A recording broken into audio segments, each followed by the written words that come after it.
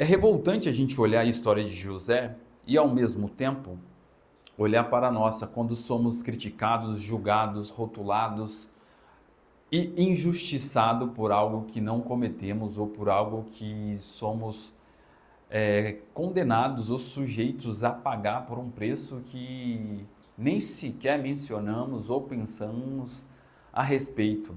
É revoltante. É revoltante comigo, é revoltante com você que está nos assistindo, é revoltante com a história de José, é revoltante com a história de Cristo, porque todos nós que somos cristãos, somos filhos de Deus e queremos viver um propósito e justamente neste mundo, porque esse mundo já não...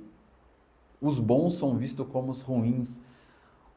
As pessoas que têm um padrão correto são vistas como as pessoas torpes, pessoas injustas, pessoas malucas, pessoas que não têm credibilidade, que já não têm valor nenhum para a sociedade. E é justamente essa história de José, a história de Jesus, a história de outros homens na Bíblia que tiveram ou foram criticados, perseguidos, injustiçados, condenados a algo que não havia cometido.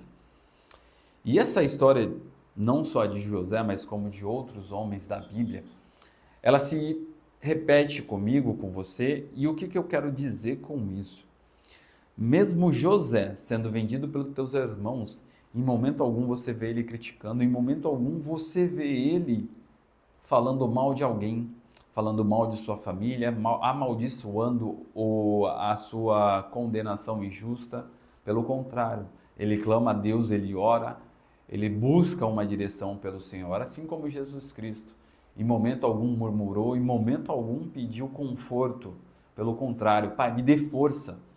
E é isso que a gente aprende com a história de José, com a história de Jesus, com a história de outros homens, Pedro, que foi condenado no fim da tua morte, como Paulo que se torna Saulo, contrário, né? Saulo que se torna Paulo, mas a gente se depara com esses vários livros da Bíblia e a gente começa a entender que quando estamos alinhados com o nosso propósito, muitas coisas contrárias irão se levantar contra o povo de Deus.